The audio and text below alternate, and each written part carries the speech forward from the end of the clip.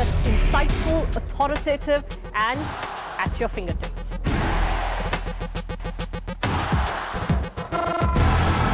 Bringing news alive. So immersive, so new, and so addictive. You will want it no other way. The Bloomberg Terminal, accessed only by over 325,000 marquee investors across the world until now.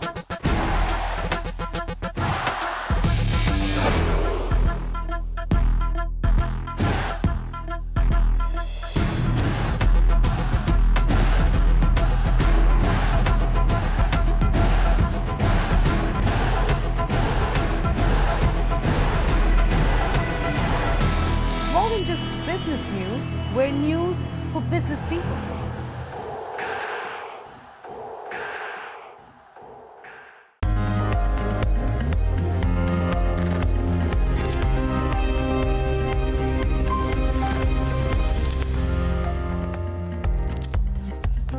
Hello and welcome. You're watching Trend Spotting on BloombergQuint Live, and I'm Navneet Saluja D'Souza.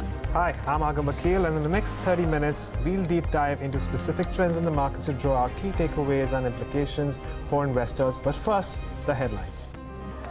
Benchmark Indian indices look all set to post their longest winning streak in 2 months. An adjusted gross revenue in the second quarter grew for the first time after a year, but the top 3 operators lose out on gains.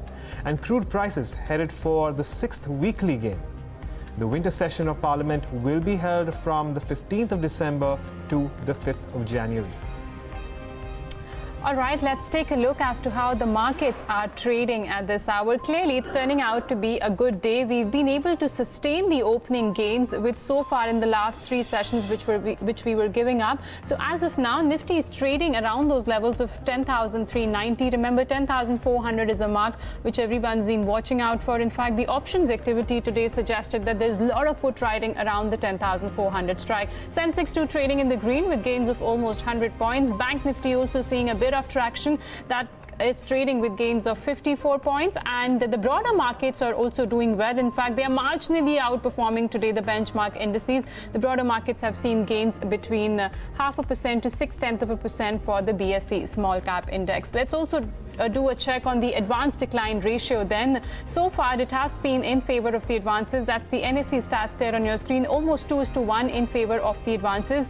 Let's just pull up the contributors list and see which are the stocks which are contributing on the upside on Nifty's move. Infosys, that counter has been pretty strong since yesterday. In fact, it's trading above the 1,000 mark, so that's contributing almost 11 points. The other stocks are IndusInd Bank. Reliance Industries has had a fabulous run up in the last 10 sessions. It's moved from those levels of 880, now trading around the 950 mark. The other heavyweight, HDFC, is trading in the green. Well, what's capping the moves today are the likes of ICICI Bank, HUL, Tata Steel, and also stocks like Asian Paints, which are seeing mild bit of dip. In terms of sectoral indices, you've got majority of the indices trading in the green. Just Nifty Metals has seen a little bit of selling pressure, but besides that, the Nifty IT index, the pharma index have seen substantial gains alongside the Nifty auto index, Agam. And it's certainly not a bad day for broader markets either, Navneet. You know, as you already mentioned, it's the advances which are gaining over and compared to declines when it comes to the broader markets too. And Praj Industries has gained nearly 13% right now. Sheela Foam has caught up, now well above the mark of 1,800. We're looking at a 9% gain there as well. We have gains in Jacob, HSIL, Crompton and Greaves, Quest Corp, as well as Videocon Industries, one of the unusual suspects out there. And of course, in terms of laggards, you know, again, the momentum really isn't with any of the losers today. We have GET&D again figuring in this list. Avanti Feeds looking at some amount of profit taking. Swan Energy, Oberoi Realty, and Adani Transmission among some of these counters which are looking at losses of, well, anywhere between 2 to 2.5%. But today's job day clearly again is with the mid caps gaining substantially. Okay, so good day of trade. Let's also tell you what's on trend spotting today. We discussed what's adding fuel to Sonata Software's recent rally as we connect with the CFO of the company, Prasanna, and we put the spotlight on the retail space and discuss what's making analysts turn positive on this sector. And we also discuss the corporate hiring trends as we connect with Rita Chakraborty of Teamlease Services. On to our first trend of the day then. Sonata Software seems to be in full swing with the counter gaining almost 50% in last 1 month. The street seems to be cheering the counter after company posted highest ever EBITDA margins in the September quarter of almost 12.8%. Let's find out road ahead whether the company can sustain these kind of margins or not. Joining us now on the show is the Chief Financial Officer of the company, Mr. Prasanna. Prasanna, good morning to you and thanks a lot for joining us today on BloombergQuint.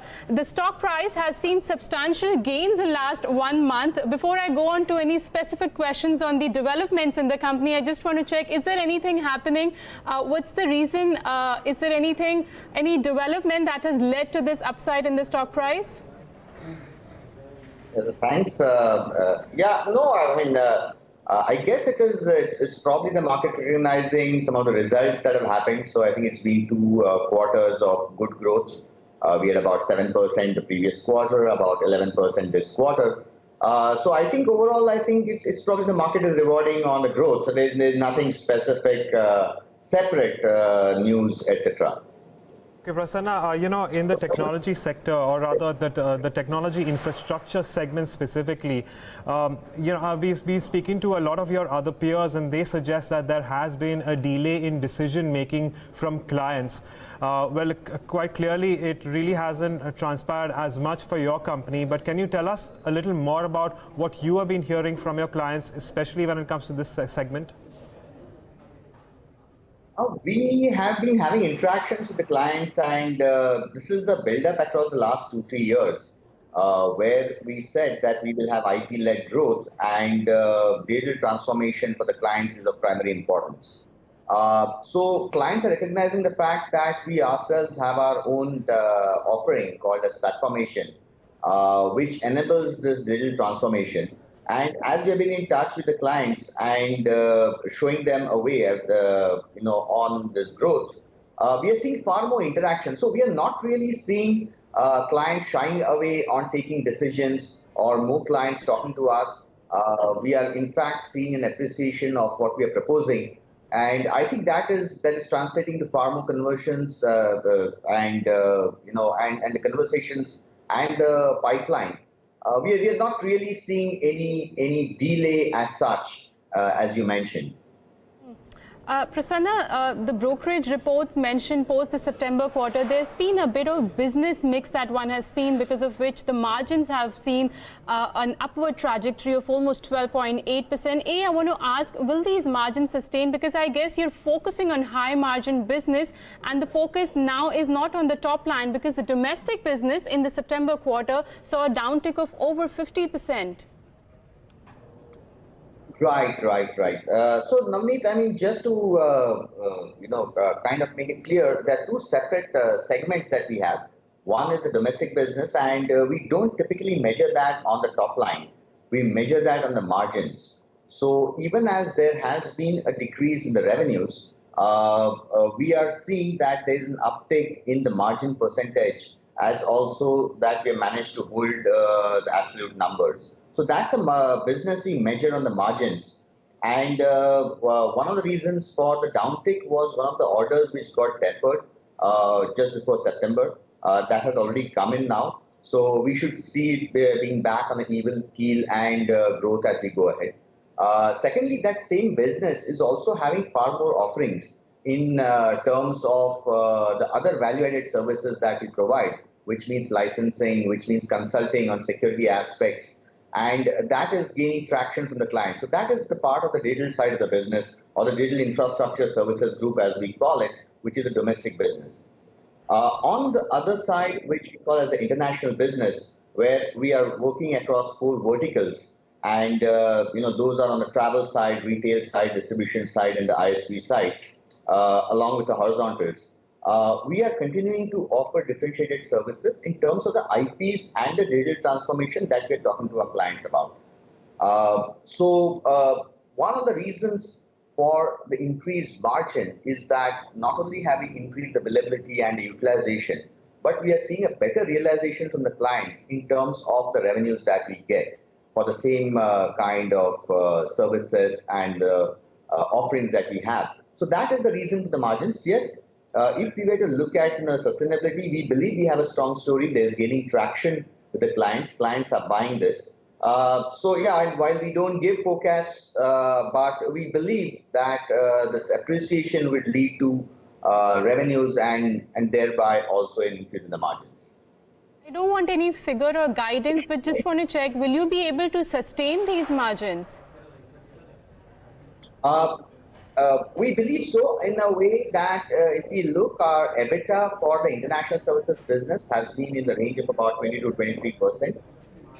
We believe that a lot of the investments that we've made in our IPs or the product development in terms of our marketing and sales, in terms of hiring senior management to join in, as also some of the salary hikes have already been baked into the system. So we believe that we are in a fairly good position. Yes, there can be unknowns which are there, but by and large, we would expect that we would be able to carry on the same momentum. My last question, Prasanna, there's cash on books of almost 180 crore. What are you planning to do with it? Yeah, probably it's in the range of about 280, 270 crores. No, I mean, we have, as is our practice, we've declared healthy dividends. We also have appetite for mergers and acquisitions. So we continue to look at companies in our area of interest, which would be on the AX side in terms of IP-led in our verticals of choice. And so we are open for acquisitions and we continue to look out for that. We have appetite for that. So we believe that a part of that would be used for the acquisitions. Okay, Prasanna, thanks for joining us and taking us through the numbers as well as the outlook for your company.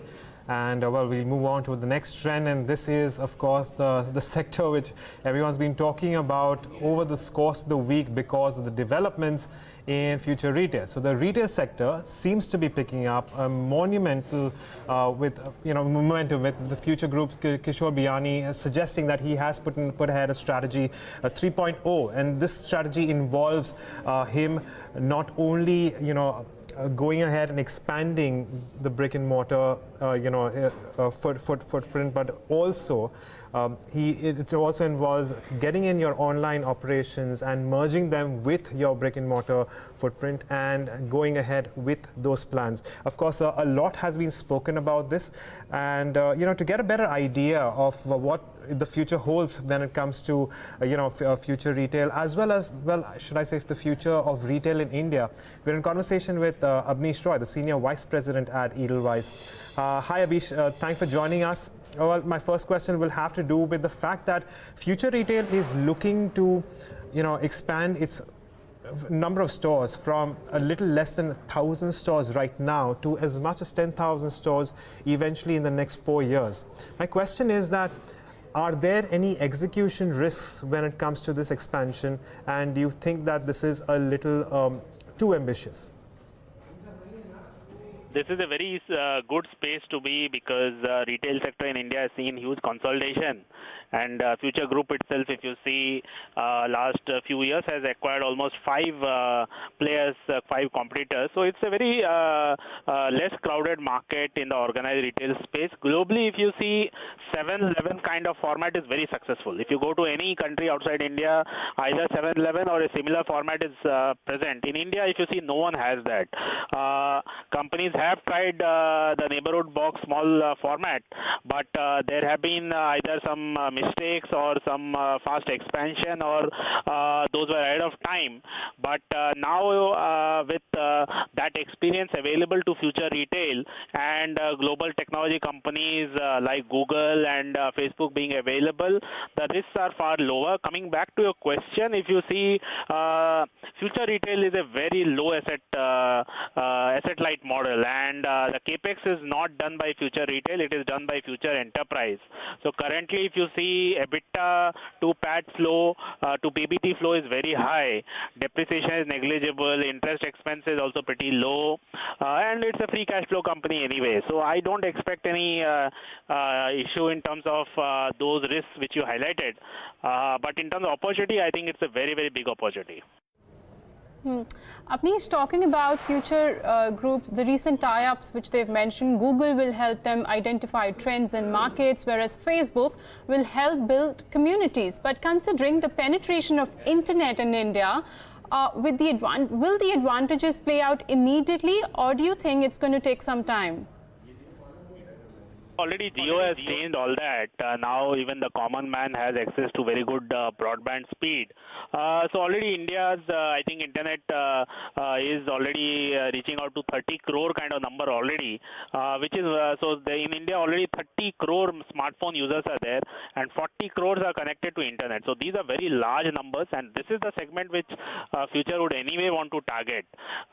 So that I don't think is an issue. Now these kind of numbers, so 40 crore consumers and 30 crore smartphone users, this is bigger than the population of US. India's middle class is bigger than the population of US. So India opportunity is clearly the biggest in the world, and that's why I think now that internet issue, those things are not there. Already we are seeing that the best technologies are now available off the shelf, so it is not that Future Group has to tie up with Amazon or Alibaba to get all this.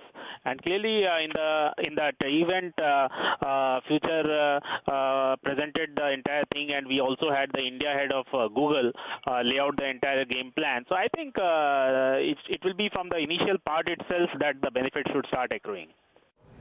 Okay, so let's broaden the focus to the sector as a whole, and we have recently had Alibaba make a very large investment in a brick and mortar chain. Should Amazon and Flipkart also start looking at similar formats? I know that Amazon very recently did invest to a certain extent in ShopperStop, but what are the opportunities and options that pure online players have right now when it comes to Indian retail?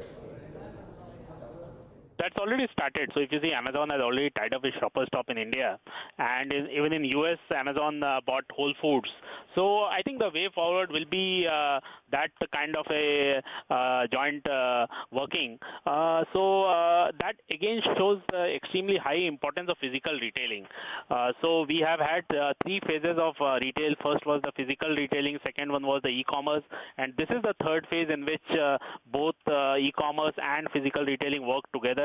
It could be either through a joint venture wherein Alibaba or the Chinese company or Amazon or the Indian ShopperStop are there, or it could be the physical retail tapping the technology which is available off the shelf.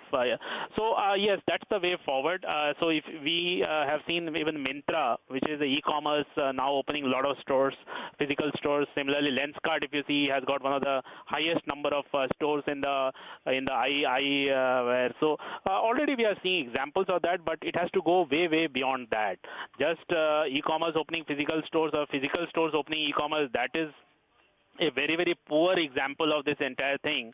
It has to go way beyond that. Technology has to be used in the consumer behavior in terms of discounts, in terms of SKU, assortment. So I think companies which will do the whole thing will be the winners.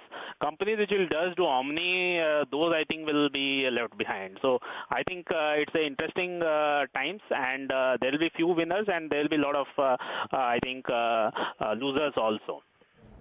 All right, Abneesh, we'll leave it at that note. Thanks a lot for joining us. And the stock, Agam of Future Retail, is clearly trading at its all-time high levels. The gains continue. Today also the stock is trading with gains of almost 3.5%.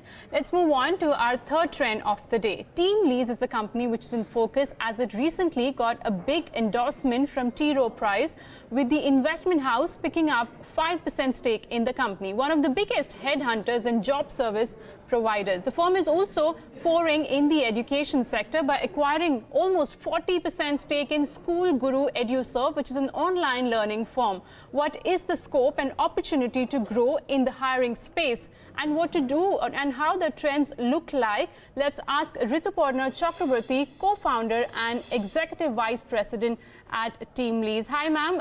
Good morning to you, and thanks a lot for joining us today. Well, talking about your company Teamlease, which currently has 5% share of the organized market, I just want to understand, how is Teamlease building moats in its areas of operations?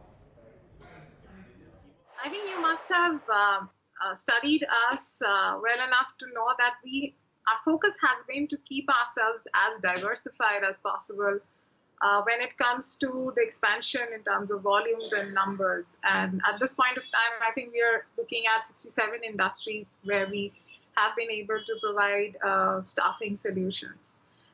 While we are focusing on a rapid diversification and ensuring that the mix always remains healthy and not biased towards any one sector, side by side, we've kicked in the vertical plays. So you must have seen our IT staffing acquisition is in that direction. Our telecom acquisition has been in that direction. And most of these acquisitions were to build focused capabilities and also ensure that we are able to command higher margins because of the nature of services that we are able to offer because of these vertical plays. So the two-prong approach, one hand, we would continue to look at diversifying and ensuring that we increase our market penetration across sectors, and side by side build capabilities in few of the verticals where we feel that there could be a lot of specialized demand coming in when it comes to staffing per se, and where we need to build different muscles from the ones that we possess right now. So yeah, I think the objective is that honestly, in a country like India, the good thing is that there are flavors of the moment. There are sectors which keep emerging. Like 4 years back, it was e-commerce. 2 years back, or 1.5 years back, I think it was payment banks. I think it's important to build the organization in such a manner that we're capable of tapping into all those flavors and ensuring that we make quick penetration and support these industries for immediate expansions and build their reach, because that's exactly where partnering with Teamlease comes into play and adds value to these organizations. Okay, Ritu, so tell us, how are companies employing new technologies when it comes to change in skilling and reskilling? And also, how is automation changing client needs? Does this reduce their needs, or does it make their needs more specialized? India is at that structural phase in its economy where there would be a couple of sectors where you will see impact of automation showing in terms of job creation, but the large part of the country's bigger challenge is formalization, because informal work is being done and manpower is being used to get that work done. And I think the first transition you will see is informalization moving to formal work, and then maybe looking at, is there a way by which we can reduce some of this? So I think India, across sectors, I don't think it's something that we should be panicking about and worrying about, because still manpower is cheaper for many of these sectors and for the kind of work that is getting done. So I think that's important to acknowledge. Yes, technology sector is one sector where we are seeing a lot of automation kicking in, but it's technology. It was not ever supposed to be a net employment generator for this country. It's a technology sector, and it's inevitable that will be happening. Something like this were expected to happen. We will be seeing automation kicking in even in BFSI, because the need for accuracy, the need for predictability is extremely high for that sector, and I think that's one sector which will be leveraging. However, they would be creating alternative jobs, which will be higher skill job, definitely. And hence, I don't think there is a threat to jobs, but yes, there is going to be a transformation of jobs that is expected in few of these sectors. In the others, which are right now extremely manpower intensive and rely heavily on informal work, the first transition that you're likely to see is from informal, more formal place likely to happen. That will happen in construction, that will happen in retail, that will happen in gems jewelry, that will happen in a lot of consumer, durable consumer, FMCG related organizations. Let's talk about staffing then, which contributes nearly 3% to your revenues, and companies actually forayed into this space recently. There are concerns about headcount remaining stagnant in the IT industry. Could you tell us by what scale can staffing grow for Teamlease? What are the kind of scope and opportunities that you're looking at? Yes, essentially you just have to move the goalpost. The skills that we were catering to earlier, those skills are likely to get automated, and hence the newer skills which are emerging, how do we build capabilities in those areas? I think that's pretty much, and hence our approach is that to offer customers a solution which is not just standalone a headcount that we provide, but if we are able to come up with a solution where we can provide them skilled youth in the areas that they're looking at, I think that would be the right space to be in.